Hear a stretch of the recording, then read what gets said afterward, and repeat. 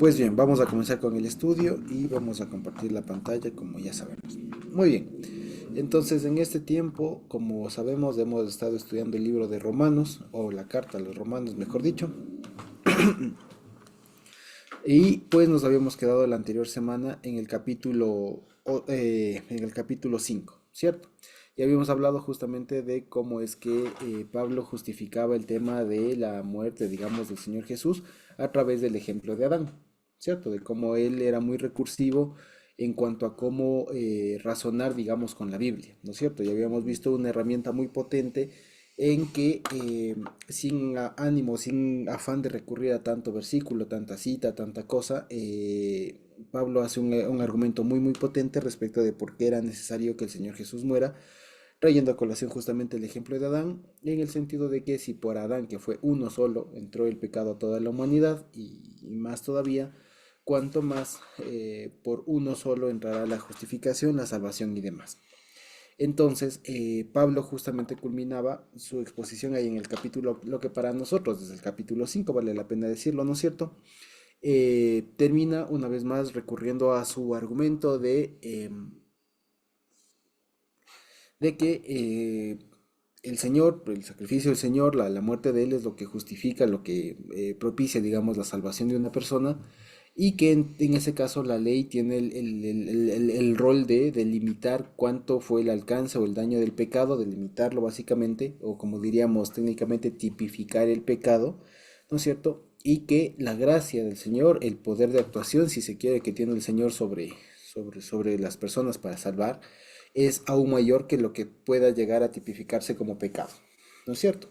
Entonces, ante eso les habíamos comentado y les habíamos sugerido que puedan repasar, que puedan leer de nuevo todo el capítulo 5 y que en función de eso se plantee preguntas que pueden salir o que pueden ser subsecuentes de la exposición de Pablo.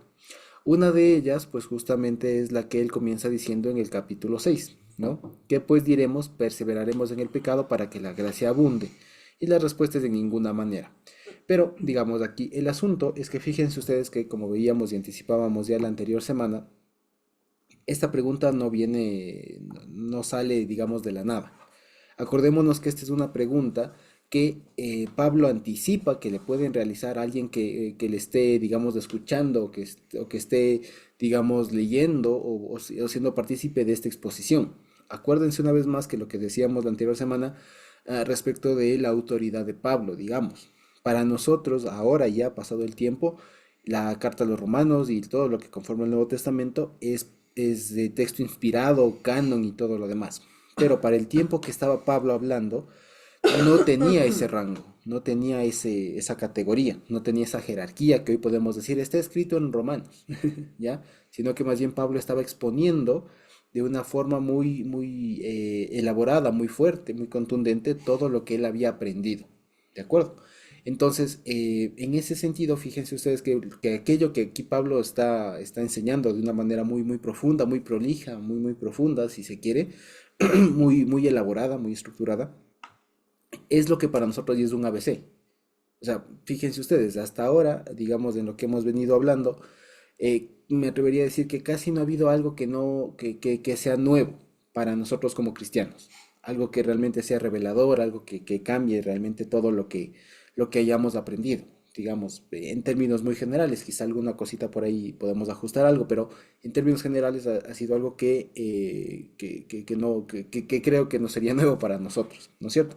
Pero justamente por ello es que es la utilidad de estas cartas, como veíamos la anterior semana. Y les comentaba todo esto porque ahora justamente conviene que para recordar o abordar el capítulo 6 de Romanos, sepamos que esto es parte, o no nos olvidemos que es parte de toda una exposición que está haciendo Pablo, que comenzó en el versículo 1 respecto de lo que era, o en el capítulo 1 respecto de lo que era el Evangelio. Entonces, como veíamos, todo lo que estamos hablando es básicamente una conceptualización de lo que es el Evangelio, de todo lo que engloba el Evangelio. ¿De acuerdo? Entonces, en su línea de exposición, digamos, en cómo Pablo, con inspiración del Señor, seguro, expone todo lo que para nosotros hoy es conocido, ¿no es cierto? Eh, da una declaración, una afirmación que es muy controversial a la época en la que estaba hablando y si ustedes quieren en algunos círculos todavía ahora. ¿Ya? Y es esto de que lo que está aquí en, lo que está, bueno, resaltado, que lo que hemos dicho ya, que se salvó por gracia, por acción divina y no por una acción humana. ¿De acuerdo? Eso. Entonces, eso tiene algunas consecuencias teológicas, tiene algunas consecuencias, digamos, de enseñanza, si se quiere, que es lo que Pablo está tratando de abordar todos esos, pero si tú afirmas esto, significaría esto. O sea, todas esas, ¿cómo se diría? Esas preguntas subsecuentes o esas consecuencias que se podrían malentender de lo que él está enseñando. Porque recuerden que ahorita Pablo también está dando ejemplo de que él es un maestro, sobre todo, él es un maestro, y él se anticipa a las preguntas, especialmente esas preguntas capciosas que le pueden plantear sus interlocutores, ¿no es cierto? Entonces, en la línea que él venía argumentando, que él venía hablando, lo que él está diciendo es que justamente que la ley, como decíamos, o sea, primero punto uno, como ya hemos visto, la ley no salva, la ley lo que hace es tipificar lo que es pecado, encierra, lo cataloga lo que es pecado, y en ese sentido hace un catálogo más o menos grande de todo lo que es pecado, ¿de acuerdo? Y que después dice la gracia del Señor es mucho más grande. Entonces, si partimos de eso, a cualquiera de nosotros nos diría, ah, si es que es así, entonces significa que si el pecado es de esta magnitud, y la gracia lo sobrepasa, eso significaría o pues, se podría concluir de ahí que si el pecado es de este tamaño y la gracia es más grande, ¿qué pasa entonces si se sigue pecando? ¿Ya? Esa es la pregunta. ¿De acuerdo? Esa es la pregunta que está aquí en el fondo. Porque si Pablo dice, por cuanto el pecado se abundó o se delimitó, se tipificó, se contuvo de alguna manera, o abundó, como dice ahí, y la gracia sobreabunda, si es que esa es la proporción, eso significaría, Pablo le podría responder a alguno, que si es que pecamos más, si es que abunda más del pecado, eso significa que entonces la gracia es más grande. O sea, se puede entender que mientras más pecado es más provechoso. Esa es una pregunta que se podría derivar, o una afirmación que alguien podría derivar, obviamente mal, pero es una pregunta que se podría derivar. Porque acuérdense que aquí Pablo, fíjense, también es algo con lo que, digamos, todas las personas que de alguna manera Dios nos permite enseñar, nos exponemos. Y es a que algo que uno dice en un determinado contexto se lo saque de contexto y digamos, se lo interprete, por así decirlo. ¿Ya? Eso es algo que se expone a cualquier enseñanza, a cualquier criterio, a cualquier postura. Si no vayan ustedes a ver los políticos, es donde más abunda eso. Ah, es que usted dijo aquí esto, sí, pero vamos a ver, ¿no es cierto? Ya.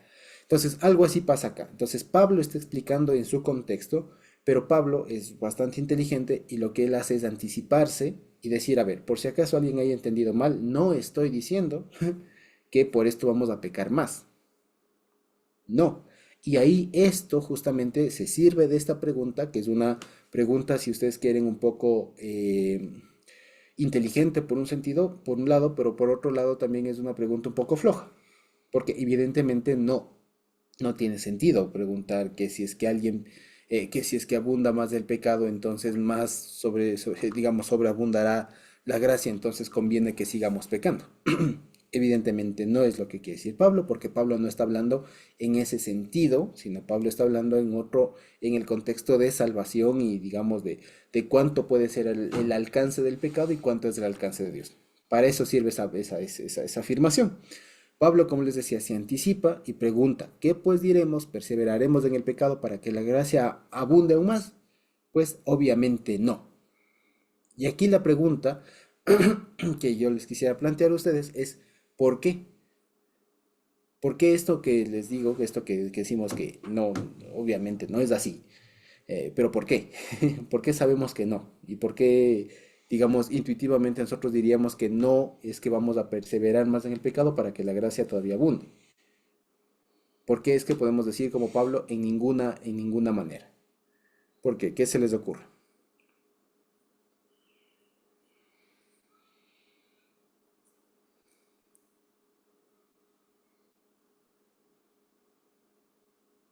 ¿Quién se anima?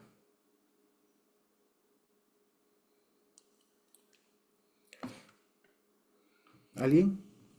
Sí. Sí, mira, hermanos, buenas noches, que Dios bendiga a todos.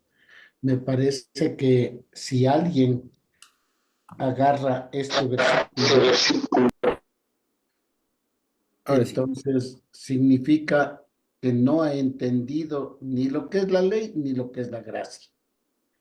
Ujú. Porque si yo sé que bajo la ley he pecado y que lo que me espera es un juicio que me haga pagar mis errores, y hay una actitud de Dios de perdonar mis pecados y no hacerme que pague, digamos, la consecuencia que la ley establece, ¿no?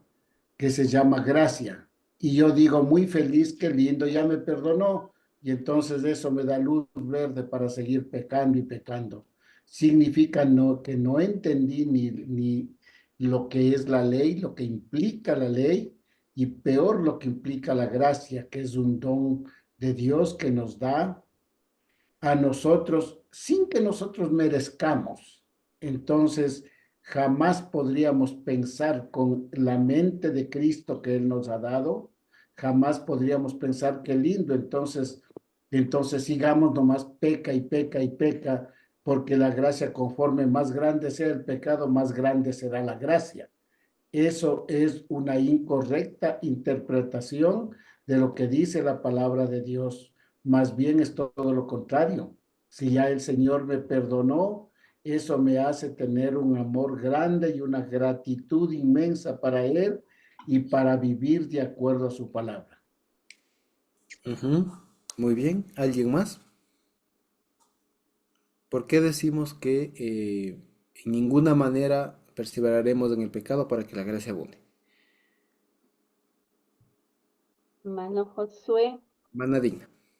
hermano Josué, le cuento que yo iba a hacerle una pregunta mejor a usted, ¿Mm? porque yo no estaba entendiendo estas frases que dicen, pero la ley se introdujo para que el pecado abundase, más cuando el pecado abundó, sobreabundó la gracia.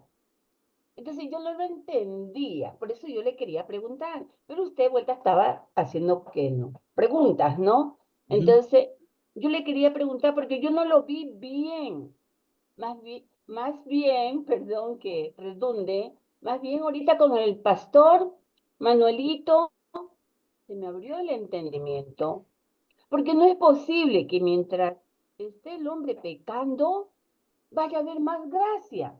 No, pues no es posible, no es lógico, no es lógico, porque justamente la gracia sirve para hacernos redimir nuestros pecados, nuestros errores. Yo Mm. lo veo desde ese punto de vista, ¿no? La gracia es algo que Dios nos dio a nosotros, ¿sí? Y si Él, uno, vino al mundo y por él vino el pecado, asimismo uno vino a salvarnos del pecado. Pero entonces yo lo vi aquí como una contradicción, algo que no le entendía muy bien. Si más, mientras más pecamos, más hay gracia. Eso no puede ser posible. ¿Sí? Porque yo creo que nosotros pecamos y tenemos la gracia de nuestro Dios, quiere decir que vamos a enrumbar nuestra vida hacia otro lado. ¿Sí? Ujú. Porque es como una nueva oportunidad que nos da el Señor para Mm. redimirnos ante sus ojos. Pienso yo eso, hermano Josué. Está muy bien. Gracias, hermano. Qué les parece si de compartir la pantalla y así nos vemos un ratito, ¿ya? Para poder comentar esto. A ver, pongamos el texto de Romanos a un lado y solamente pensemos, ¿ya? ¿Por qué? Porque al final, digamos, no porque el texto de Romanos no nos ayude, sino porque a veces la forma en cómo lo expone Pablo es la que a veces complica las cosas que en realidad, como hemos visto, son más bien sencillas. A ver, el escenario es el siguiente, ¿no es cierto? De lo que está hablando es cómo opera el Evangelio, básicamente, Ujú. ¿cierto? Que en pocas palabras es lo que viene diciendo. Hay un conjunto de personas, ¿no es cierto? La gran mayoría, todos, nacemos bajo pecado. Eso lo dijo ya Pablo, ¿no es cierto? Es el punto de partida.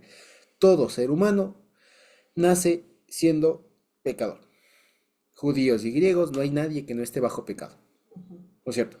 Dicho de otra manera, no hay ninguna persona que no necesite o que tenga alguna cosa que le haga merecedora de la salvación del Señor. ¿no es cierto? Y de eso habló en capítulos anteriores, ¿de acuerdo? Ese es el punto de partida. Ahora, ¿qué pasa? El asunto, y siempre debemos tener en mente, es que para la buena parte de los judíos de la época y hasta ahora del pueblo, de alguna facción del pueblo de Israel, de los judíos, por decir pueblo de Israel, de los judíos en realidad del judaísmo, la ley tiene una función diferente a la que hoy nosotros estamos aprendiendo. ¿De acuerdo?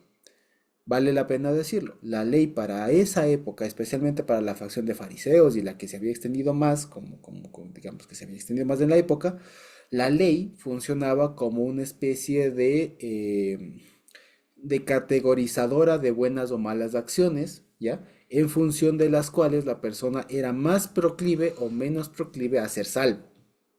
¿De acuerdo? O sea, para los judíos de la época, la ley era el catálogo de buenas o malas acciones. ¿De acuerdo? Y funcionaba entonces como una especie ¿qué les digo? Como de banco. ¿De acuerdo? O sea, si tengo más buenas acciones, si mi saldo es a favor en buenas acciones, entonces tengo para ser salvo, ¿ya? Y algo más. ¿De acuerdo? Pero si es que mis obras, no he hecho obras, o si mis obras han sido las contrarias a las que dice la ley, entonces me cae el castigo, no alcanzo a ser salvo y más bien me caen cosas en contra. Esa era la forma en cómo se entendía la ley, ¿ya? O sea, fíjense ustedes, la ley tenía una función en ese sentido como de salvadora, ¿sí me explico? En ese sentido la ley era la que permitía saber quién era salvo y quién no era. Sí, sí lo vemos. Porque si lo vemos así, ¿quién era salvo? El que cumplía la ley. ¿Quién no era salvo? El que no cumplía la ley. ¿Sí o no? ¿Ya? Es como, por ejemplo, decir hoy en el Ecuador, por así decirlo. ¿Ya? ¿Quién es una persona libre? La que no ha cometido un delito. ¿Ya? La que no ha cometido un delito. ¿Ya? ¿Quién es una persona presa? ¿Ya? La que cometió uno o varios delitos, crímenes, lo que sea, ¿no es cierto? Entonces, en ese sentido, por ejemplo, el Código Penal actual, el famoso COIP, lo que hace es determinar quién es libre y quién no es libre. ¿De acuerdo? El asunto es que a la ley, a la Torá, la que el Señor dio, no obviamente toda la ley, sino más bien el conjunto de mandamientos, si se quiere, se vieron justamente en ese sentido, como de que si esa fuera la norma o digamos el estándar por el cual alguien puede ser salvo. ¿Me explico? Ese es el punto de partida. Y a cualquiera que de nosotros, si lo planteamos así, parece correcto. ¿No es cierto? ¿Por qué? Porque además, sumémosle esto, que Dios dio la ley. Entonces, si Dios reveló la ley según esta forma de pensar, la ley es aquello que permite saber y determinar cuándo una persona es justa y cuándo no lo es. Es justa cuando cumple la ley y no es justa cuando no cumple la ley. Si lo vemos. ¿Qué dice Pablo? ¿Y qué enseña el Señor Jesús? No es así. Ustedes están pensando mal, porque esta forma lo que hace es ponerle a la ley en un lugar que no le corresponde, porque la ley no fue dada para determinar quién era salvo, quién es justo y quién no es justo. La ley tiene otros roles, pero no sirve la ley para determinar quién es justo y quién no es justo. Digamos, a pesar de que parezca contraintuitivo. ¿De acuerdo? ¿Por qué dice Pablo esto? Y eso es lo que hemos visto. Y ahí dice por qué. Y ahí trae el ejemplo de Abraham. ¿No? Abraham, primero que estaba sin ley antes de que decidió la ley. ¿Y qué le salvó? ¿Qué le hizo justo? ¿Una obra? No. Le hizo justo, le justificó la fidelidad que Dios le puso y que él demostró. La famosa fe. Entonces de ahí deriva Pablo y dice, por eso nunca la ley salvó. La ley no salva. A la ley pongámosle en un casillero diferente. Lo que permite que una persona sea salva es la gracia del Señor. Y utiliza la palabra gracia. ¿Ya? Es que permite que una persona pase de ser pecadora a ser justa, a ser santa, ¿Qué es lo que permite? ¿Qué es lo que opera ahí? La gracia, ¿ya? En otras palabras, la fidelidad del Señor puesta en el corazón de la persona, que lo que le hace es reaccionar a ello y decir, sí, solo tú eres Dios. ¿De acuerdo? Hasta ahí. Entonces, a cualquier persona de la época le dirían, oye, ¿y si eso es así? Entonces, ¿para qué Dios dio la ley? Porque si la ley no salva, no sirve para salvar, no alcanza para eso, entonces, ¿para qué está la ley? ¿No es cierto? ¿Ya? Entonces Pablo dice, lo que pasa es que se confundió la cosa, ¿ya? La ley no está para salvar, la ley está para saber qué es pecado, para catalogar lo que es pecado, en ese sentido, entre otras cosas. La ley también está para enseñar, para enseñar, etcétera, etcétera, etcétera. O sea, lo que dice básicamente Pablo es, una cosa es lo que opera para que el pecador pase de ser pecador a ser justo, a ser salvo, y otra cosa es lo que hace la ley, digamos, o lo que hace ese justo para vivir como justo. ¿De acuerdo? Porque lo que diría más adelante Pablo es que amplía mucho más la perspectiva y les dice, y bueno, ahora lo vamos a ver, ahora y en el capítulo 7 lo vamos a ver, pero lo que dice, o sea, en el capítulo 6 y 7, ¿cierto? Lo que vamos a ver y abre más del panorama y les dice, amigos, lo que pasa es que lo que nosotros llamamos pecado es un sistema normativo. O sea, tenemos autoridades ahí. Lo que Pablo llama ser esclavo. Ya, tenemos autoridades ahí. Lo que pasa es que cuando opera la gracia, lo que opera es que somos comprados y somos cambiados de dueño. ¿De acuerdo? Entonces, lo que pasa es que uno antes no sabía que uno era esclavo. Uno no sabía que era esclavo. ¿De acuerdo? ¿De acuerdo? O si no, acordémonos, ¿quién de nosotros antes de conocer al Señor estaba consciente de que era esclavo? Ninguno. Cuando viene el Señor y nos salva, nos predican, lo que sea, y nos toca el corazón y abrimos los ojos, lo que ocasiona ahí es que nosotros decimos, Dios mío, ¿en dónde estaba? Señor, te necesito, cómprame. O sea, hazme de tu propiedad. ¿De acuerdo? Ahí es cuando opera la gracia. Y lo que pasa entonces es que, ¿qué sucede después? Esta persona ha nacido de nuevo, es salva, es una nueva criatura y todo aquello maravilloso, pero ¿y qué hacemos con esta persona salva? Con esta nueva persona salva. ¿Qué toca? ¿Qué toca sino enseñarle ahora cómo vive una persona salva? ¿Sí o no? Y ahí es cuando entra justamente la ley, para enseñarle, entre otras cosas, a este nuevo salvo o al conjunto de salvos, cómo es que se vive dentro de, ahora ya, el reinado, o si se quiere, el dominio del Señor. ¿De acuerdo? Ese es el asunto. Ahora, ¿por qué Pablo incluye, y esto ya lo habíamos visto en Gálatas, ¿no es cierto? Pero ahora, ¿por qué Pablo aborda este tema de porque la ley es para abundar el pecado y no sé qué? Lo que pasa es que como estamos viendo, el centro de todo este tema de qué es lo que salva, la ley o la gracia. ¿Ya? Para el judío lo que le salva es la ley. Para el resto de la historia y el Señor en general, lo que salva es su acción, no la ley. La ley tiene otro rol. Entonces Pablo dice entonces, ¿la ley qué? Entonces la ley fue dada justamente, entre otras cosas, porque no solamente para eso, pero principalmente fue dada para determinar o catalogar lo que es pecado. O sea, la ley tiene un fin, un objetivo de juicio. ¿De acuerdo? Ese es uno de los principales objetivos de la ley, juicio. Lo que en Romanos ya hemos visto que habla de la ira del Señor, de no sé qué. No es otra cosa sino el juicio. Eso es lo que comienza diciendo Pablo. La ley tiene un rol de juicio. ¿De acuerdo? ¿En qué sentido? En que en función de la ley, al final se castiga a todos los que no han sido, se condena a todos los que no han sido salvos. ¿De acuerdo? Eso básicamente. Y entonces, ¿por qué es que Pablo al final, como veíamos al final del capítulo 5, termina diciendo, porque por la ley, porque cuando se introdujo la ley abundó el pecado.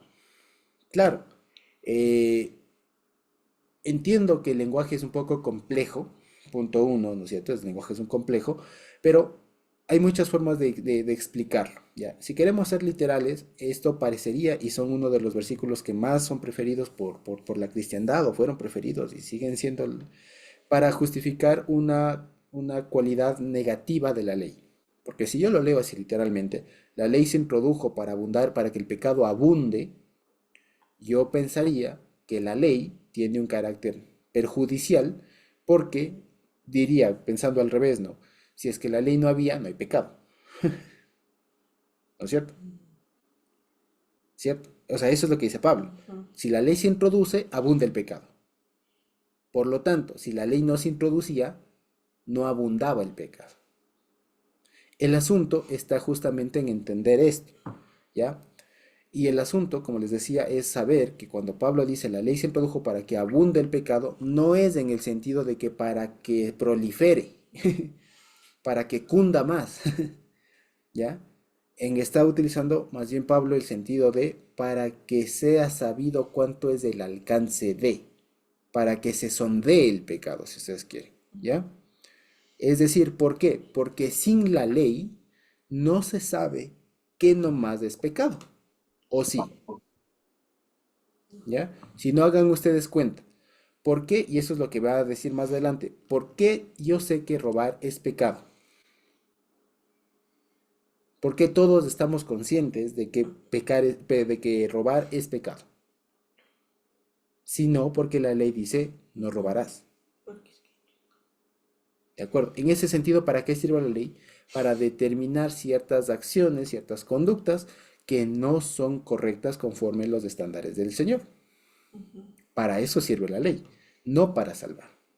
En ese sentido, imagínense ustedes, lo que pasaba es que antes de que se introduzca la ley no había un criterio divino, objetivo, que determinaba todo lo que era pecado.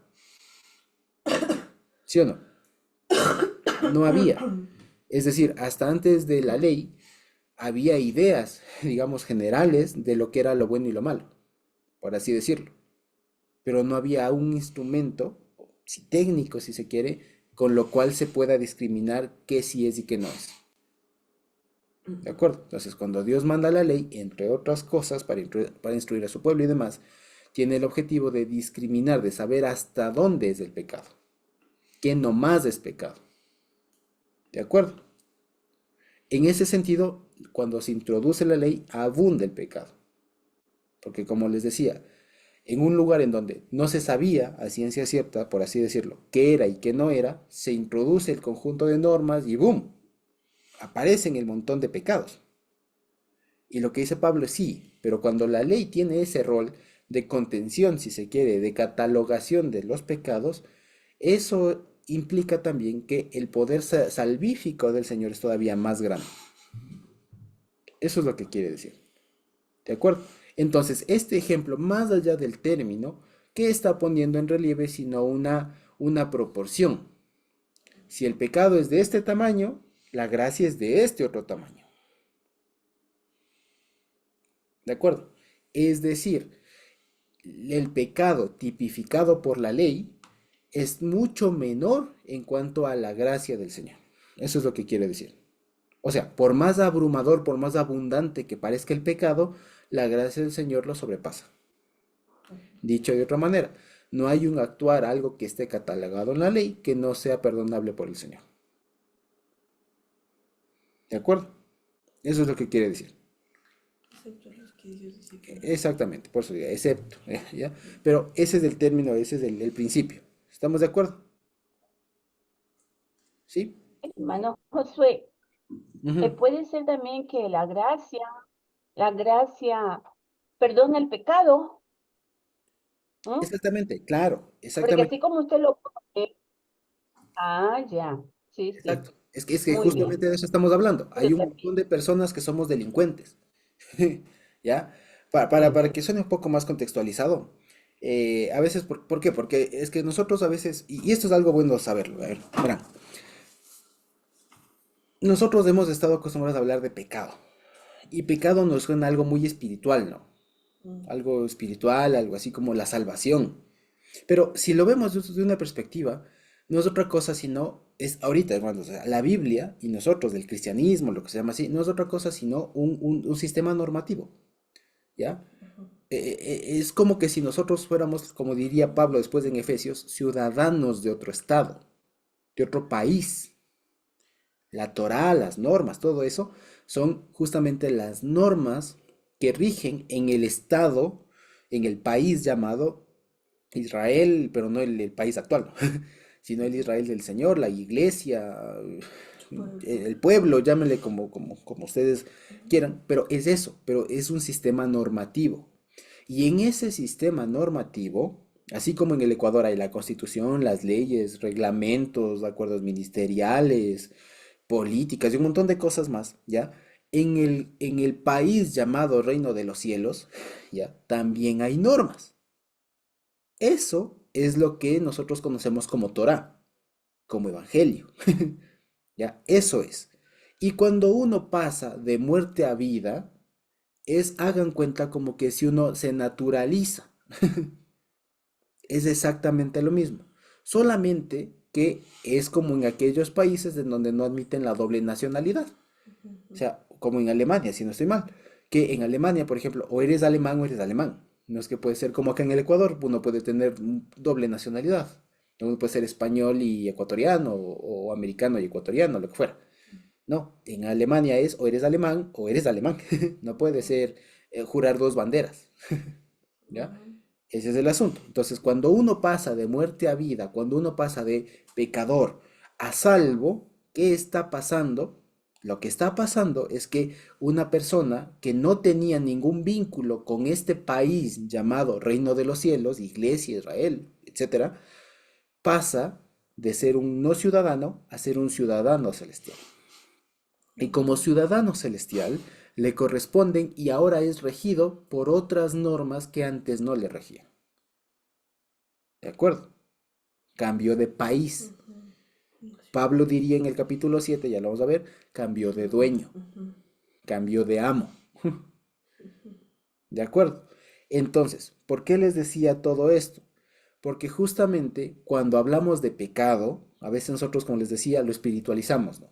Pero a la larga, si lo vemos en un contexto como que si fuera un país, ¿cierto? Que lo es, por así decirlo, un país que está por venir, por así decirlo, es un gobierno, es un estado, por así decirlo, es un Ujú. país, un sistema, ¿cierto? Que está por venir el reino de los cielos, ya ni diferente a todos los que hay aquí, vale la pena decirlo, pero tiene esa similitud, por Ujú. así decirlo, ¿cierto? Cuando uno habla de pecado, y si lo queremos asumir en el contexto de un país, no hablaríamos ya de pecado, sino de delitos, Ujú. crímenes, Inflexión. ya infracciones, ¿de acuerdo? Ujú. Y ahí nosotros vemos, y yo creo que esto sirve un montón para aterrizar mucho las acciones, ¿de acuerdo? Entonces fíjense ustedes, ahora nos enfrentamos al asunto, bueno, ya sé que, por ejemplo, si yo me quisiera naturalizar alemán, ya, voy a Alemania, ¿no es cierto? Cumplo los requisitos de ley, ¿no es cierto? Allá, ya, hago un examen, lo que sea, y por así decirlo, no lo tengo muy claro, pero digamos, renuncio a mi nacionalidad anterior y juro bandera alemana, ¿cierto? Y desde entonces comienzo a ser ciudadano alemán y comienzo a vivir como alemán y procuro el bienestar de Alemania, Cumplo las ¿ya? leyes Y cumplo alemanas. las leyes alemanas y listo. Y si me voy a otro país del mundo por algún negocio, lo que sea, sigo siendo alemán. No es que porque salí de la frontera dejé de serlo, ¿no es Ujú. cierto? En fin, entonces, de manera similar opera la salvación. Ya, de manera similar opera la salvación. Entonces, cuando uno llega acá, el asunto es que uno llega y deja, y digamos, debería dejar todo lo que era del otro país. ¿De Ujú. acuerdo? Es como, por ejemplo, es lo que les pasó a muchos de nuestros migrantes. ¿Se acuerdan ustedes? Cuando hubo la ola de migración del 2000, aquí en el Ecuador, hubo la ola de migración y muchos se fueron a Estados Unidos y otros se fueron a España. ¿Se acuerdan ustedes que a veces muchos de nuestros compatriotas ecuatorianos no se dieron cuenta que estaban en otro país? ¿No es cierto? Y allá quisieron, por ejemplo, hacer las mismas farras, así farrones o fiestas con el volumen a toda, hasta las 3 4 de la mañana y no se dieron cuenta que están en otro país, con otras normas, llamaban a la policía, llegaban ahí, les paraban, a veces les detenían, hasta que aprendan que ahí hay otras normas de convivencia. O el típico que quería seguir con alguna violencia contra la mujer, contra los niños, les denunciaban y les llamaban a la policía y era otra norma. O que querían quemar el viejo, por ejemplo, y le decían, no, eso aquí no se hace, es contaminación, si quiere haga uno más pequeño, haga tal, y así, me explico. O sea, es ese cambio de cultura, digamos, ese cambio de chip, de que ya no estás viviendo en tu país, de que ya no estás ahí, ya no eres ciudadano ecuatoriano, ahora eres ciudadano del reino de los cielos. Ese es el asunto. Entonces, Pablo dice, cuando uno se es metido a esto que se llama reino de los cielos, uno se da cuenta uno ahí se da cuenta del montón de cosas. Ahí uno abre las cosas de las barbaridades, pecados, crímenes que cometía cuando no estaba ahí.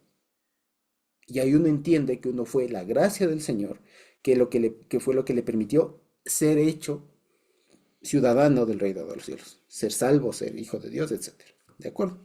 Hasta ahí. Ahora, ¿qué onda con lo que dice Pablo? ¿Verdad? ¿Qué pasa con lo que dice Pablo acá? Lo que pasa es que justamente cuando un ciudadano, por así decirlo, acá, cuando una persona se hace ecuatoriana, hagan cuenta ya, se hace ecuatoriana, ya, aún con doble nacionalidad de lo que fuera, pero se hace ecuatoriana. ¿Qué se espera de una persona extranjera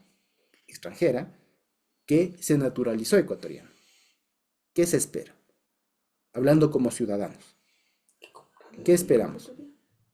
Que procure, entre otras cosas, cumplir sus deberes cívicos de ecuatoriano, o sea, tratarle como un natural. Y no se puede esperar que venga con costumbres, con actitudes, con cosas que sean contrarias a las normas, a las costumbres de acá. ¿Sí o no? Lo mismo pasa cuando uno se convierte. Entonces Dios les trae de muerte a vida, de un sistema de pecado a uno de no pecado, ¿no es cierto? Y lo que pasa es que uno tendría que tener una actitud diferente. Uno debería ser cambiado. Ahora, claro que esto es un proceso, pero lo que dice Pablo es justamente, miren ustedes, dense cuenta que el poder del Señor, porque haciendo el símil, digamos, para que una persona sea naturalizada es un proceso burocrático engorroso. Pruebas, requisitos y todo lo demás, demostrar un montón de cosas, o sea, es un tema de cumplir requisitos. El asunto es que aquí dicen, fíjense ustedes, nadie, aquí para ser, en cambio, ser hecho ciudadano del reino de los cielos, nadie necesita cumplir ningún requisito, solamente que Dios le otorgue eso, ¿ya? Pero cuando Dios le otorga eso, ahí entra el asunto, ¿ya? Ahora, ese, como les decía, es el panorama general de todo, ¿de acuerdo? Ya, como les digo, hay muchas formas de explicar esto de cómo se pasa de no ser parte a ser parte. Ahora, lo que está hablando acá Pablo es una cuestión un poco más, digamos, de lo que sigue, ¿de acuerdo? Porque uno diría, a ver, con el que llegó acá y se hizo ciudadano del cielo, ¿qué se espera? Lo que comentábamos hace un ratito. ¿Qué se espera? Sino que siga las normas, que se comporte ahora como un ciudadano del reino de los cielos, ¿sí o no? Entonces, en ese contexto, Pablo hace una pregunta, ¿no? Porque antes había dicho que donde abundó el pecado, o sea, donde se determinó todo lo que era el pecado, hay algo más grande que eso, que es justamente eso, esa cuantificación está hablando de cómo opera la salvación. No importa cuántos eran tus crímenes, por así decirlo, en tu antiguo modo de vivir, porque dicho sea de paso, con eso tú no pasas, ¿ya? Pero no importa cuánto sea eso, la gracia del Señor es más grande que eso, o sea, es más potente y por ende pasas, ¿ya? ¿De acuerdo? Entonces, ahí por eso les decía esta pregunta, que parece ser media obvia, pero en realidad sería una pregunta formulada un poco mal entendiendo lo que acaba de decir Pablo. Porque como lo que vemos y lo que quería que quede claro, es que este ejemplo de que por cuanto el pecado abundó, sobreabundó la gracia, no es una invitación a pecar, ¿ya? Sino que es un ejemplo cuantificador. O sea, es un ejemplo que describe, es una frase que describe el poder de Dios respecto al pecado. ¿De acuerdo? Eso es todo. O sea, es como que si Pablo dijera, bueno, ¿y cómo es que opera? Es que el pecado es un montón, ¿ya?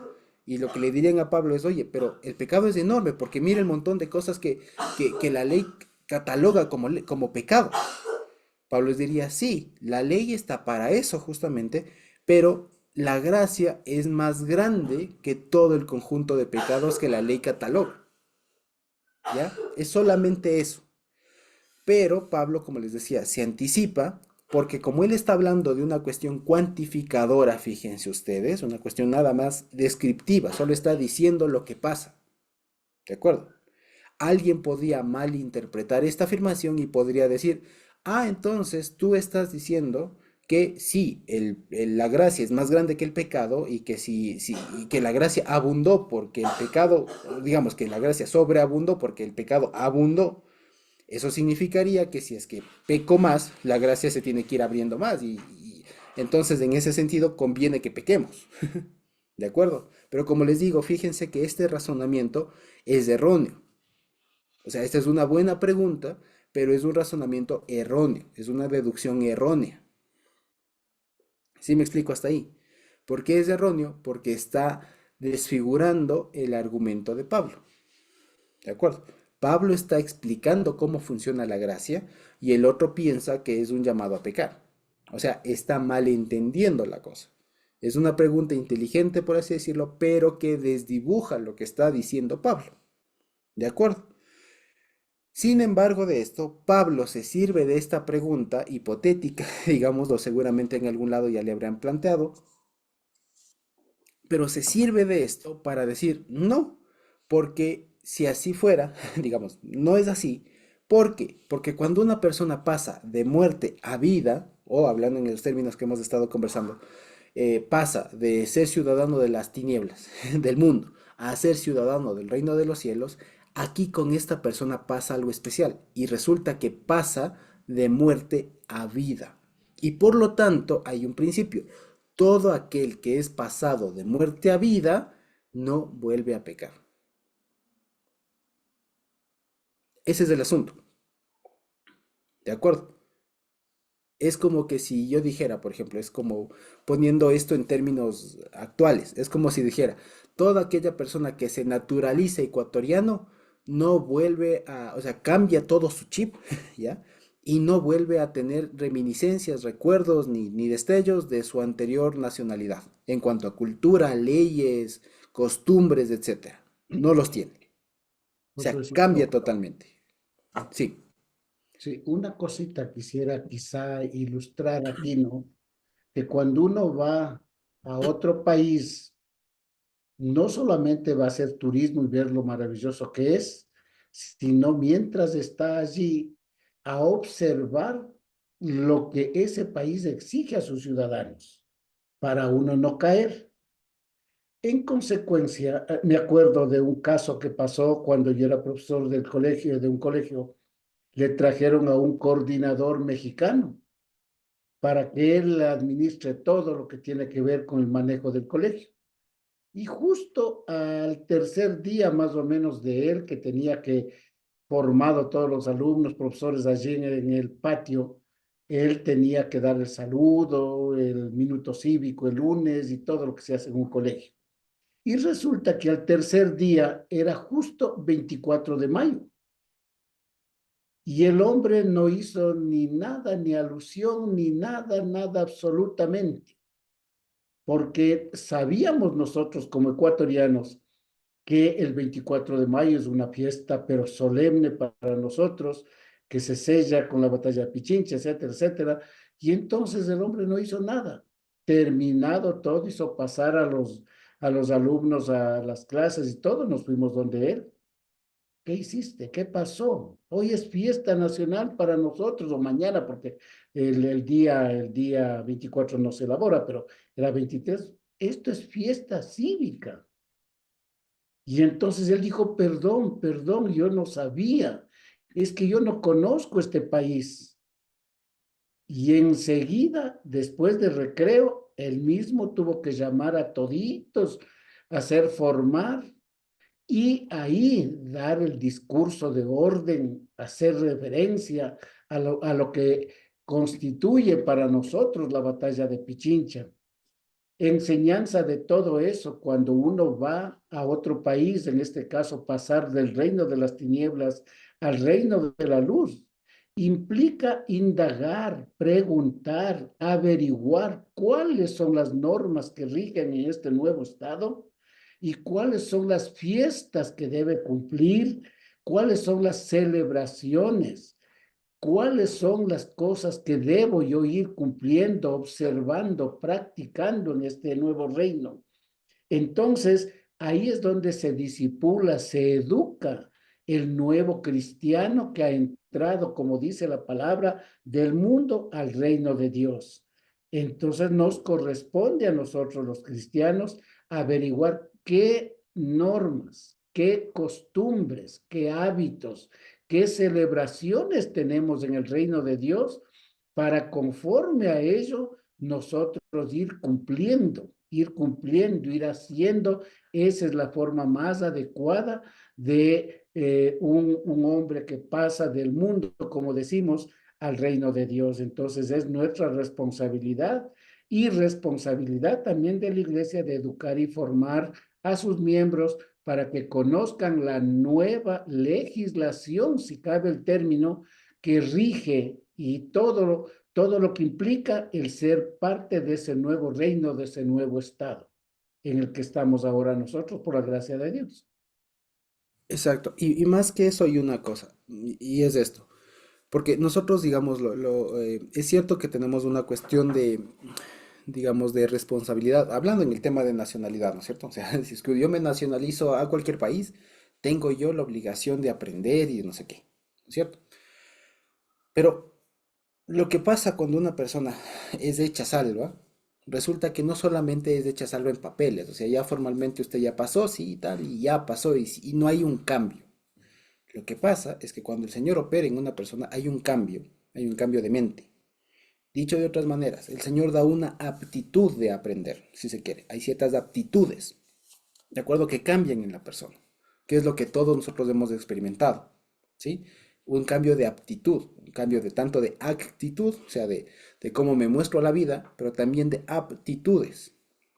Por eso es que fíjense ustedes, no importa la edad en la que nosotros hayamos conocido al Señor, si somos niños, si viejos, si grandes, solteros, casados, lo que sea, cuando uno conoce al Señor, ¿qué es lo primerito que le toca? Aprender un montón de cosas, ¿ya? Pero no es solo el hecho de aprender, lo que quiero poner de relieve, sino el hecho de que Dios pone en las personas que ha llamado para ser salvos la aptitud y la aptitud de no volverse a equivocar,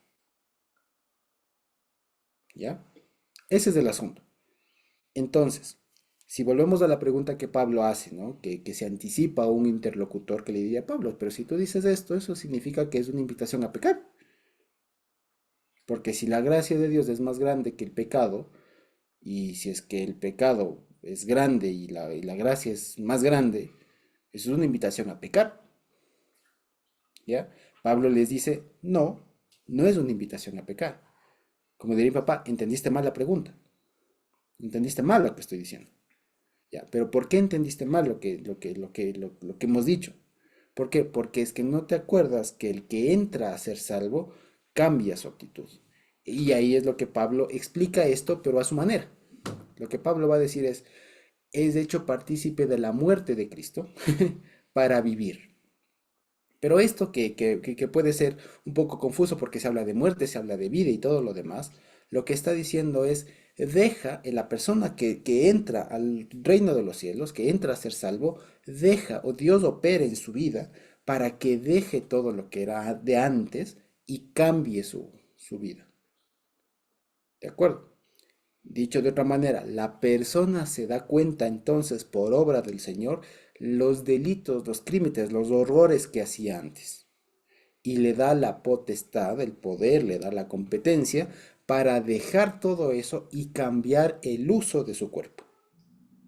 Que se acuerdan ustedes que fue lo que hablamos del capítulo 3, todo las cosas que hacen las personas sin el dominio del Señor con su cuerpo. Hacen de todo, tanto con su mente como con ya en las prácticas y demás, creencias y prácticas. Entonces lo que dice Pablo acá es, no es una invitación a pecar, ¿Por qué? Porque la persona que pasa de muerte a vida, justamente pasa eso, pasa de muerte, muere ahí, y pasa a vida para vivir bien. Lo que significa, en otras palabras, lo que esto, como les decía, esto ya no es nuevo para nosotros. Una persona que es hecha salva, ¿qué se le dice o se le recuerda, no? Y aunque incluso una persona que es hecha salva conoce, porque Dios opera, que debe cambiar.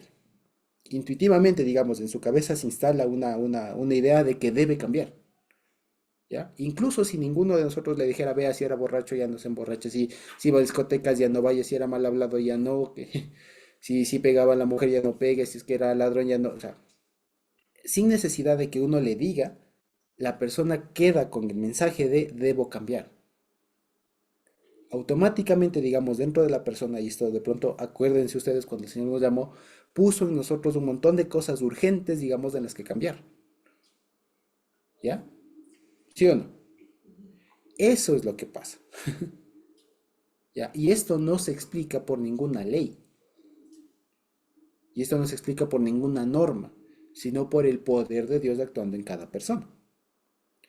Entonces, como decíamos, no es esta afirmación un llamado al pecado para que entonces abunde la gracia, porque por un lado eso es entender mal lo que Pablo está explicando, y por otro lado, ¿y por qué se está explicando, por qué se entiende mal? Es una mala pregunta esto, ¿no es cierto? Es porque el que pasa de muerte a vida abandona y Dios le permite, le hace nuevo de tal manera que deja todo lo que tenía en su vida, en su ciudadanía anterior y ahora adopta las nuevas.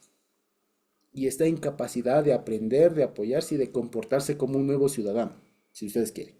Una nueva persona, una nueva criatura, tiene muchos nombres de esto, pero es básicamente ese fenómeno. Entonces dice, entonces pecaremos para que abunde más la gracia, ni locos, porque es que eso es partir de que la persona no ha sufrido ningún cambio. Ese es el asunto. Pablo dice, no, porque si es que usted piensa así, está asumiendo que la persona solo, no sé, o sea, no se naturalizó, por así decirlo, no se nacionalizó, sino que solamente cruzó la frontera. Y eso no pasa. Cuando una persona se convierte, es convertida, por así decirlo, Dios le toma, no hay vuelvo atrás. No hay. Se corta todo eso. Pablo le explica como lo vamos a ver, con un poco entre sus metáforas de muerte a vida, que ha sido hecho partícipe de la muerte de Cristo, para que entonces seamos juntamente resucitados con su vida, hicimos participado de su muerte, participemos con su resurrección en la vida. Todo eso que Pablo explica así, digamos, a su manera, lo que está diciendo es lo que les digo. Una persona, cuando es cambiada, no vuelve a abundar en pecado porque cambia, porque Dios le cambia, porque Dios le hace justamente pasar de muerte a vida. Ese es el asunto. ¿De acuerdo? Entonces, con esto hablado, ¿qué les parece ahora sí si leemos el capítulo 6?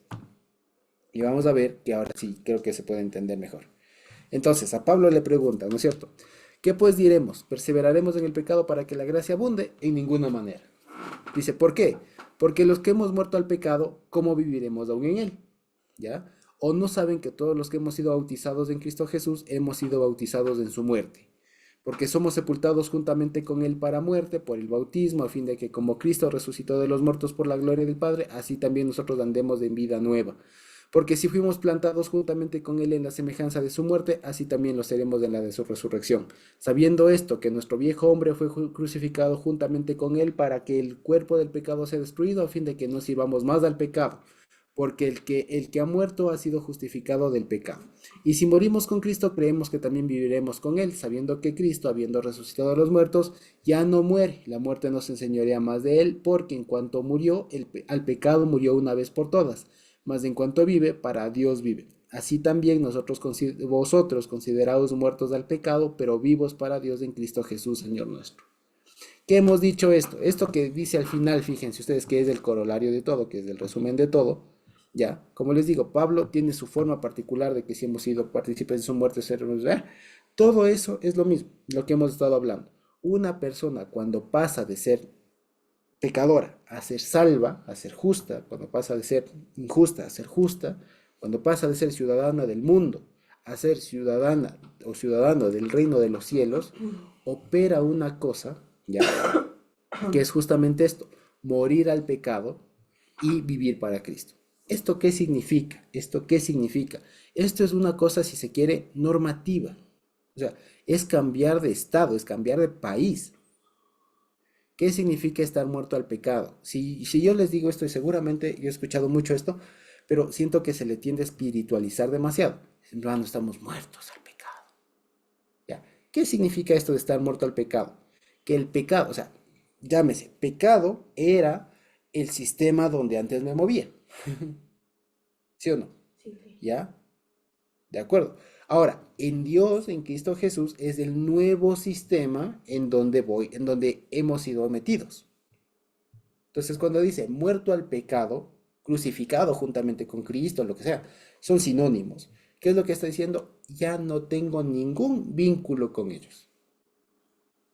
Ya no tengo ninguna responsabilidad y ya no me manda. Eso es lo que quiere decir. ¿Estamos claros?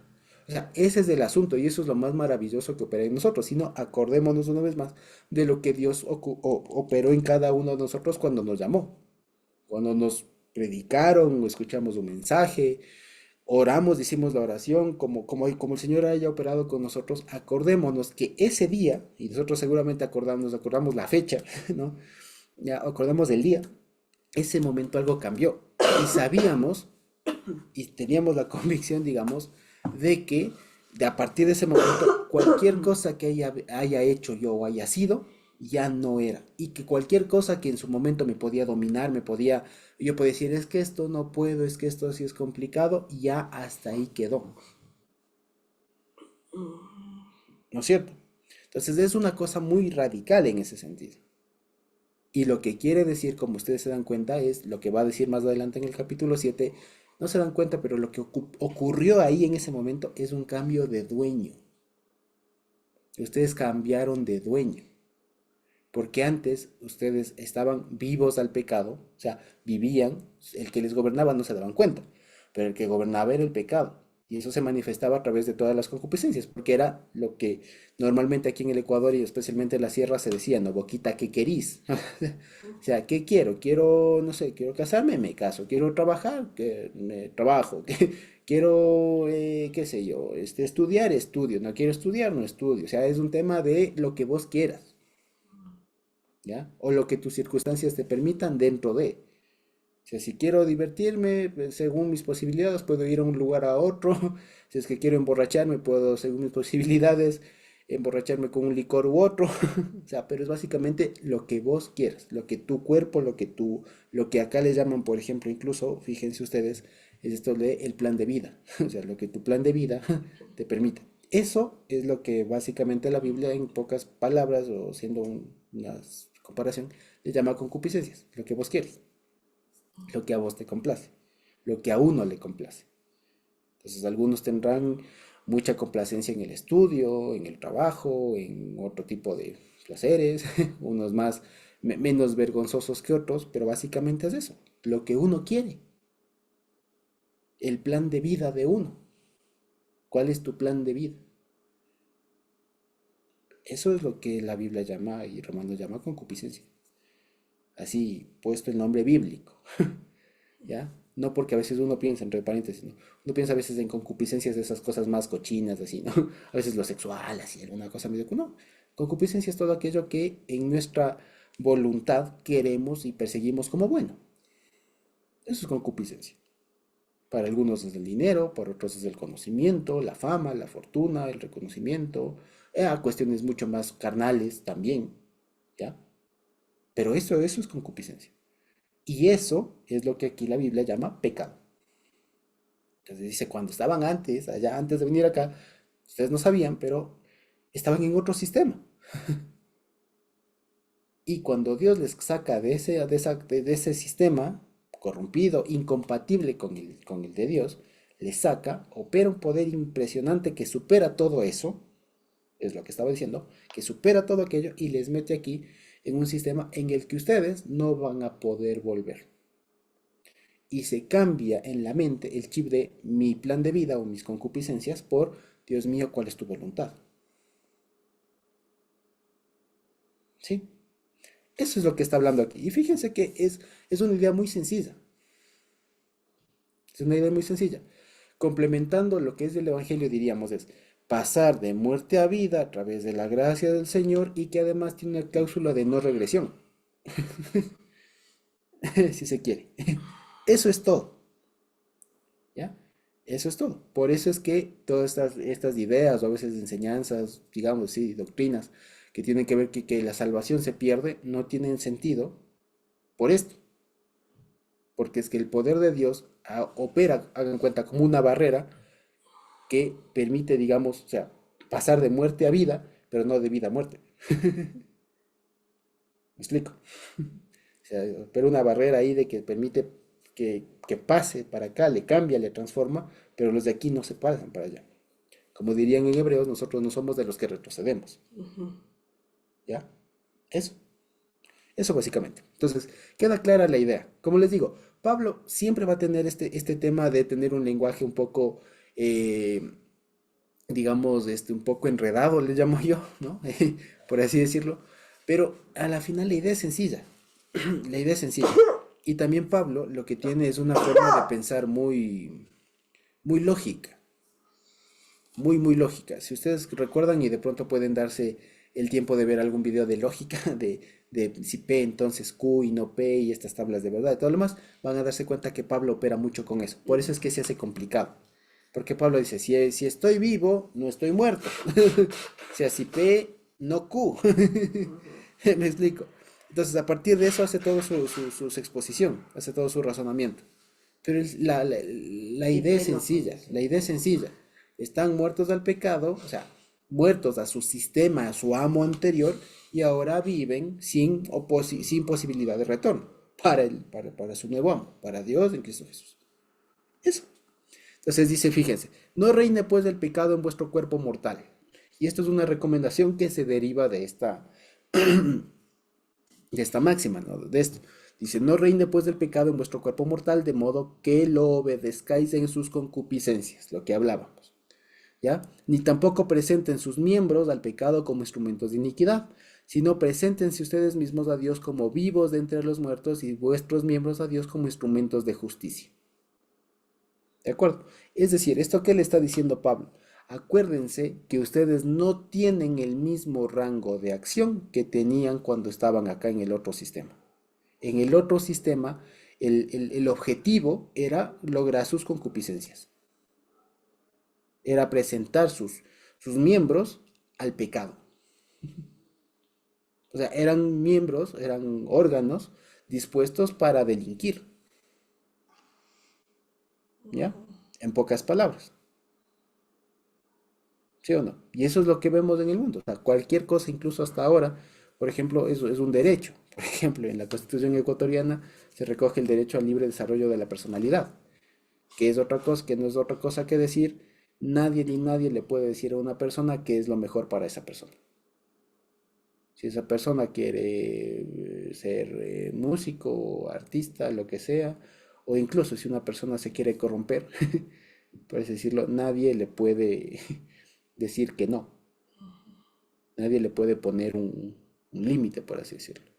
Ese es hay, digamos, excepciones y todo lo que ustedes quieran, sí, pero ese es el derecho. O sea, aquí en el Estado ecuatoriano y en general en la mayoría de los estados hay el derecho de la libre desarrollo, del libre desarrollo de la personalidad o lo que se conoce también como el derecho de la autonomía. O sea, uno se manda. Nadie tiene por qué obedecer a otro criterio que no sea el que uno considere como mejor para sí mismo.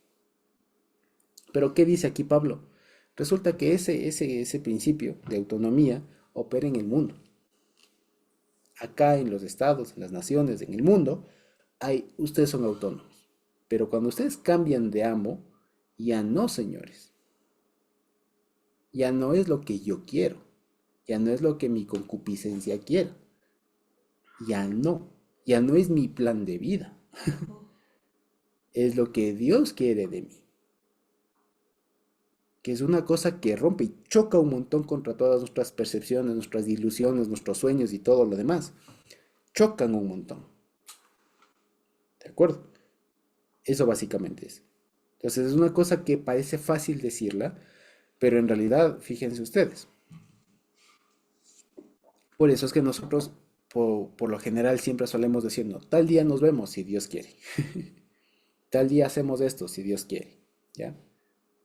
Porque nosotros sabemos que nuestros planes, nuestras ocupaciones, nuestros trabajos y nuestras cosas son aquellos que Dios nos pone a desarrollar, pero no para nosotros mismos, para desarrollarnos nosotros, solamente, si se quiere, sino más bien para desarrollar un plan mayor, que es el plan y el reino del Señor. Para eso es, por si de pronto no nos habíamos dado cuenta. ¿Ya? Porque a veces pensamos y a veces se piensa esto de una manera muy ingenua, que se pasa de muerte a vida para solamente cambiar de tipo de música o para hacer un tema de una cuestión más ética. Antes era golpeador, ahora ya no. Ahora antes botaba la basura por la ventana, ahora ya no. O sea, como para ser así mucho mejor buena persona, ¿no? Y no, no, no. Lo que está pasando y en realidad lo que pasa es que nuestro centro ya no es uno, ya no es mi plan de vida, ya no es mi sueño. Es lo que Dios quiere de mí, es diferente. Por eso, por ejemplo, yo me he de casar siempre y cuando ese matrimonio sea propósito dentro del plan del Señor. Por más que yo quiera casarme, si Dios en su plan está que no me case, no me voy a casar. Y no hay problema. ¿Me explico? Porque mis deseos, mis concupiscencias pasan a muy segundo plano. ¿De acuerdo? O sea, es el auténtico heme aquí. O sea, aquí estoy, haz lo que tú quieras conmigo. Ese es el ya no vivo yo, más Es Cristo el ya vive. no vivo yo, más Cristo vive en mí. Pero no solo. Exacto, o sea, ese es el asunto, es que ese es el cambio que debe operar, digamos, en todos nosotros. Es un tema de que no importa, yo puedo tener un buen sueño, digamos, de tener una casa grande, de tener una casa en la playa, de tener un buen carro, tener un buen trabajo, es válido, pero en la medida en que eso esté, digamos, potenciado, si se quiere, por cumplir un propósito divino. Porque de nada sirve cumplir todos mis planes como diría el Señor, de nada le sirve al rico tener la casa de sus sueños, todo lo demás, y le diría al final necio y vienen por tu alma. ¿Me explico? Empecemos a dar frutos. Exactamente, pero frutos, o sea, solamente frutos, lo que quiere decir es frutos que estén coordinados, porque a veces incluso esto, por ejemplo, a veces yo he visto que se distorsiona, porque se habla de dar frutos, por ejemplo, pero ¿para qué? O sea, son frutos desenfocados. ¿Me explico? A veces se piensa dar frutos, por ejemplo, ¿no? Ser más, pero ¿para qué? A veces se dan frutos, pero para ego, o sea, para fines personales, para desarrollo de la personalidad, solamente. Y no, el beneficio personal es secundario. Uno debería dar frutos para alguien. ¿Me explico? Ese es el asunto. Y uno debería dar frutos para el Señor. O sea, el asunto, lo que quiero decir es que cuando uno pasa de muerte a vida, lo que cambia es mi punto, lo que me mueve. O sea, lo que por así decirlo, lo que me motiva, lo que me hace vivir, ya no es mi sueño, mi esperanza. Por eso es que todas estas clases que suelen dar de coaching, de motivación y todo lo demás, son muy humanas. Porque ponen todo el centro en lo que usted quiere, qué quiere, a ver lo que usted determine, ese tal, tal, tal, tal, y eso logre, declare, proclame, afirme, confiese y muchas otras cosas que hacen ahora, ¿no? Pero si ustedes lo ven desde la perspectiva de aquí, que nos está enseñando el apóstol Pablo, todo eso, la Biblia lo llama concupiscencia. Ojo, que concupiscencia no es solamente esto más sexoso y todo lo demás, no. Concupiscencia, en término muy sencillo, muy amplio y así, más genérico, es todo aquello que es desarrollo de la personalidad solamente. O sea, lo que a mí me conviene, lo que yo creo que eso es bueno para mí. Cuando uno pasa a ser cristiano, a ser hijo de Dios, eso pasa a segundo plano. Si no, volvamos otra vez. El caso de Abraham, ¿ya?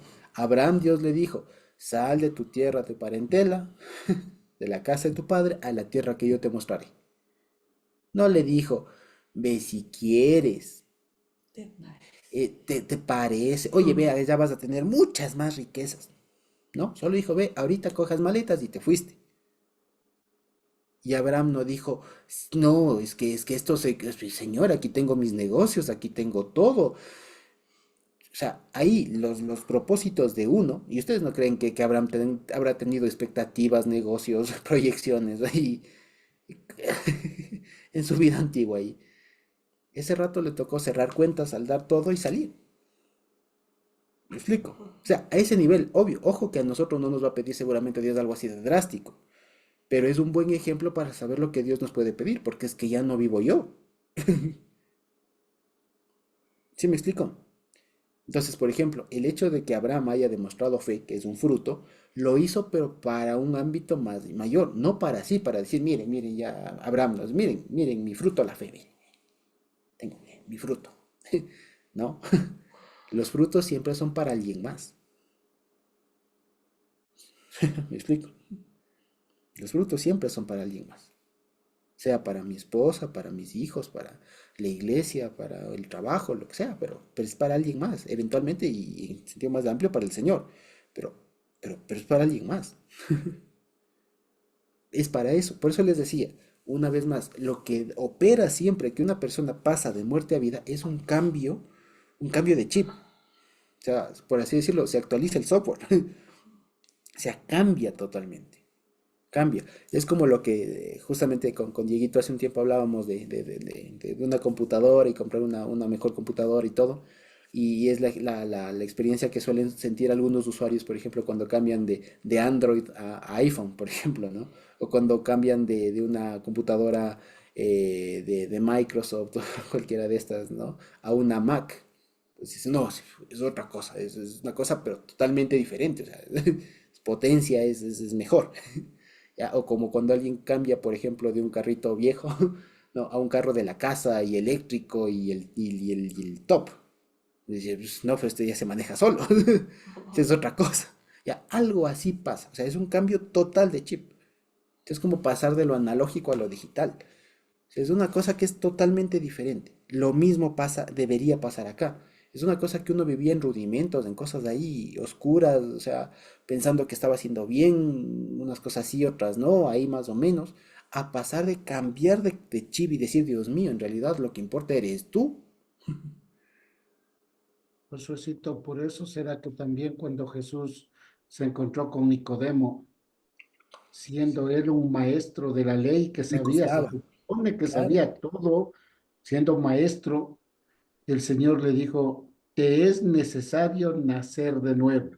exacto.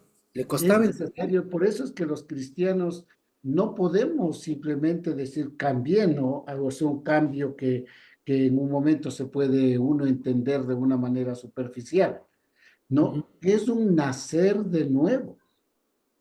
Y claro, aún siendo maestro, Nicodemo, y le decía, ¿y cómo voy a meterme dentro de mi madre otra vez? Le digo, no, lo que es nacido de la carne, carne es. Lo que es nacido del espíritu, espíritu es.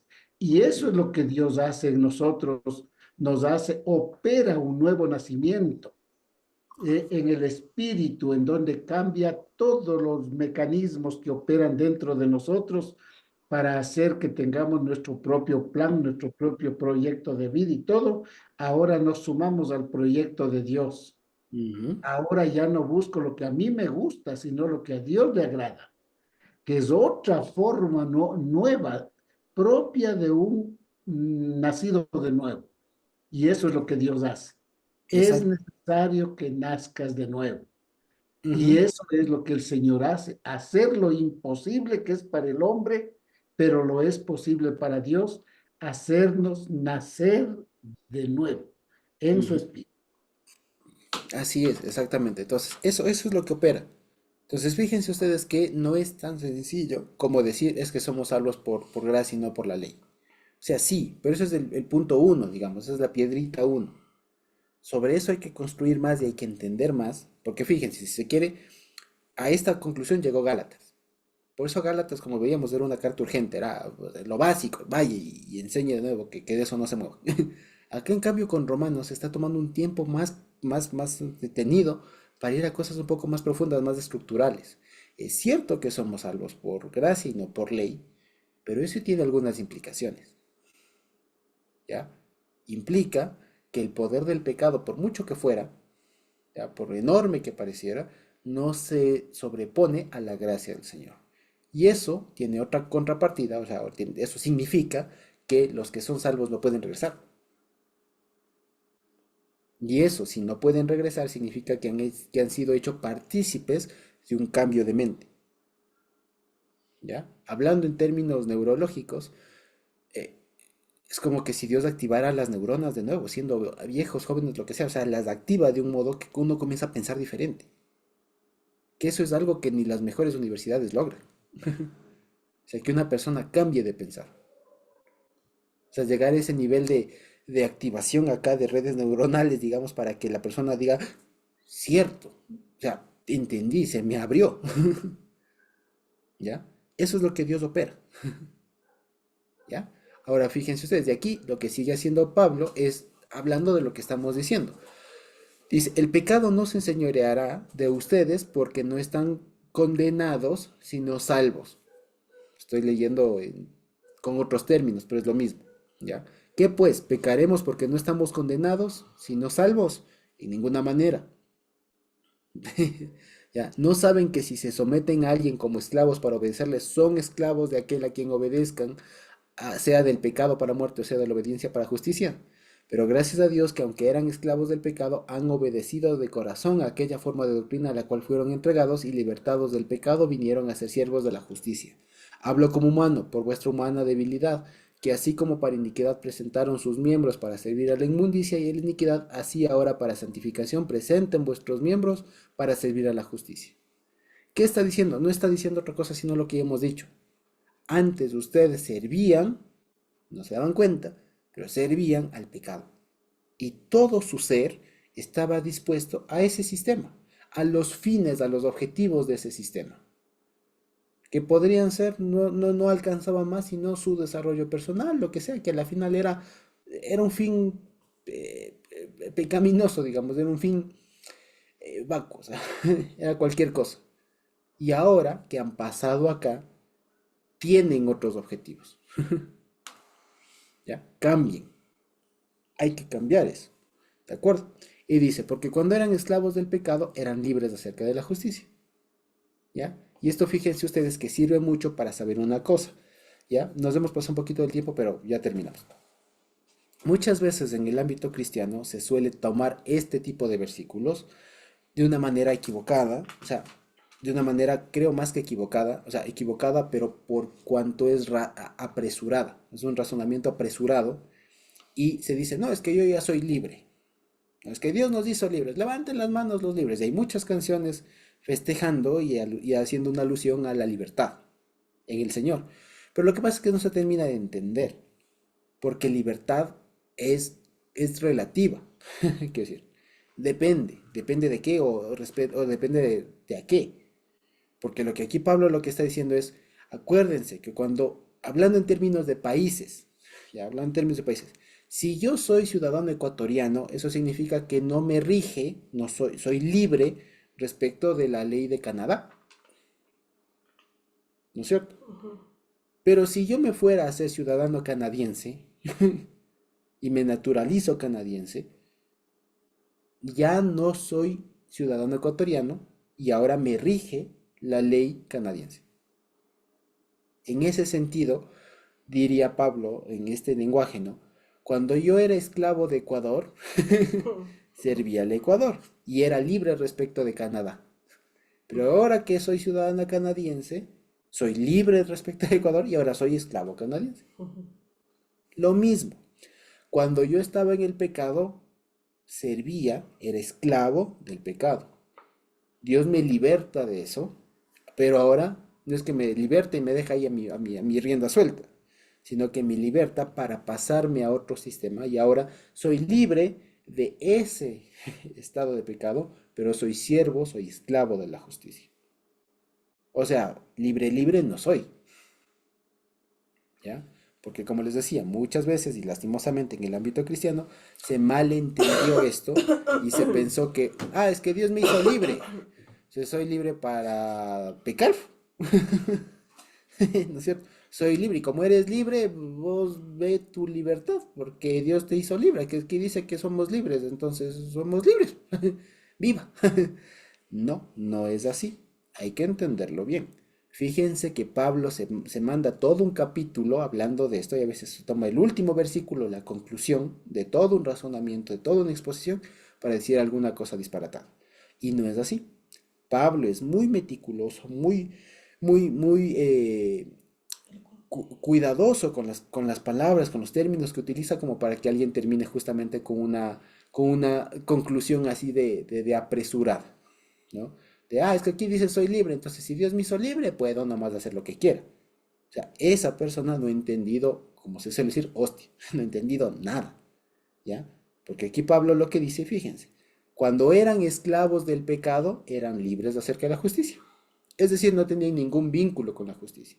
Pero, pero fíjense, sí, pero ¿qué fruto tenían de aquellas cosas de las cuales ahora se avergüenzan? De ninguno, porque el fin de ellas es muerte. ¿Ya? Esto, como ustedes saben, es un paréntesis que Pablo abre ahí explicando, pero si seguimos la línea y seguimos el texto que está como en un tono dorado, lo podemos entender mejor. Y dice, cuando eran esclavos del pecado, eran libres acerca de la justicia.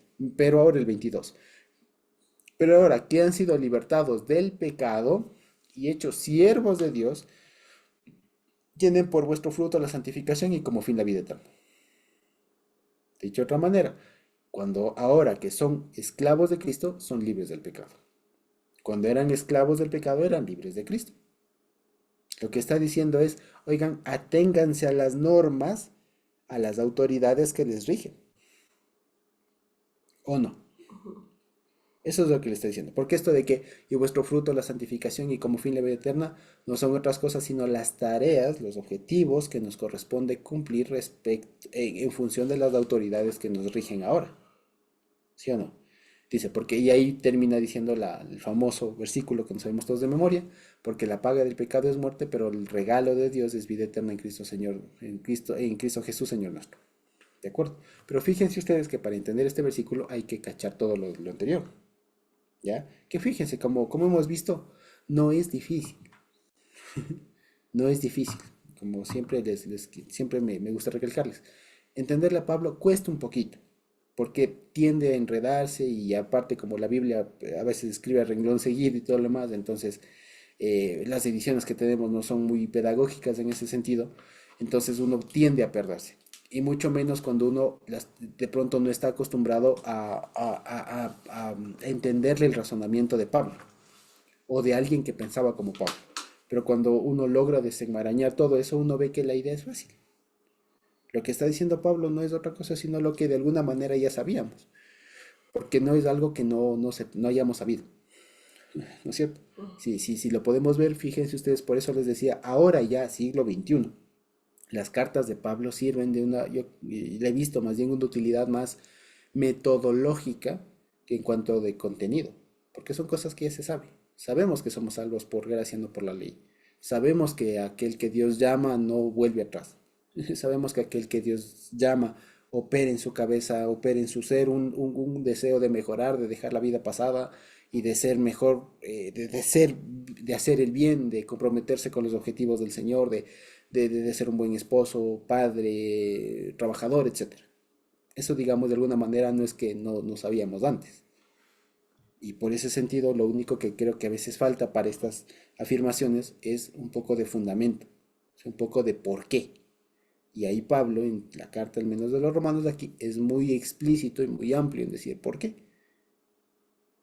Y ahí nos dice, básicamente, el ejemplo es, pasan de un amo a otro.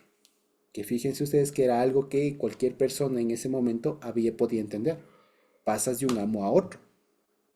Con un amo tenías unas normas, unas costumbres, con el otro es otro.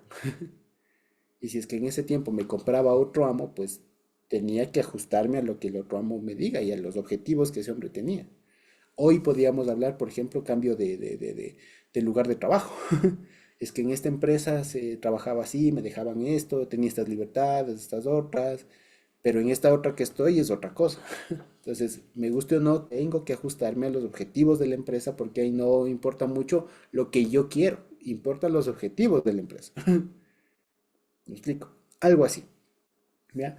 Entonces, eso básicamente es lo que pasa cuando uno pasa de muerte a vida, ¿sí? Uno deja los objetivos personales del sistema y comienza, en función del poder que Dios ha puesto en cada uno de nosotros, a trabajar en lo que son los objetivos del reino, la salvación, la vida eterna, etcétera, etcétera, etcétera. Todo aquello, ¿sí? Y que además tiene una cláusula de no regreso, ¿sí? Eso básicamente. No sé si con todo esto quedó claro. Espero no haber sido una especie de Pablo y haber confundido un poquito más, pero espero que haya quedado un poquito más claro. No Hermano sé si Josué, Sí, yo hermano, quedé muy clarísima y me encantaron los tres últimos versículos, desde el 21. Me encantó esa frase que dice, pero ¿qué fruto tenías de aquellas cosas de las cuales os te avergonzabas? ¿No? ¿Cuál era el fruto? La muerte.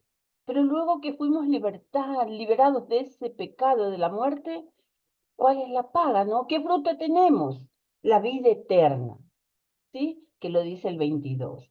Y culmina en el 23, porque la paga del pecado es muerte, mas la dádiva de Dios es vida eterna en Cristo Jesús, nuestro Señor. Me gustó, me encantó todo lo que ha hablado usted de Pablo y es maravilloso cuando se está atento. Yo creo que se saca más fruto, más, sí, cuando se está atento. Y la explicación de usted es muy detallada, concreta y precisa. Me gusta mucho. Muchísimas gracias. Siempre le agradeceré por toda esa oscuridad que siempre ha estado. Estaba en mis manos la Biblia, pero no tenía alguien que me dé ese empujón y la pueda abrir y analizar como la estoy haciendo ahora. Muchísimas gracias y hermanos también disculpen su tiempo que les quito. Que tengan una bonita noche. sí, gracias, hermana Digna, con todo gusto, no, más bien, como les digo, es la obligación, porque, perdón que me tome unos minutos más, estamos un poquito tarde, pero la obligación que he sentido, especialmente de parte del Señor, es justamente no contribuir a lo que tantas veces ha dicho, porque, vean, hay un montón, si ustedes ponen en YouTube estudio de Romanos, van a ver una infinidad de estudios, unos más que otros y todo lo que sea, más profundos, y digamos, lo que el Señor al menos me ha puesto la preocupación es que realmente que se entienda y que sea aplicable a la vida, que sea aplicable y que sea entendible, porque si es que me pongo a leer y a parafrasear, no gano nada, ya, o alguna cosa así, no gano nada. Lo que he visto que es más útil para este tiempo es justamente más bien darle sentido a lo que incluso ya sabemos, darle algún tipo de sentido a eso y que sea algo práctico, que sea algo que se pueda poner en práctica en la vida finalmente, que es para eso lo que sirve. Sí, entonces dicho eso, creo que podemos terminar la grabación, a menos que tengamos alguna pregunta por ahí. Sí, bendito Dios, entonces.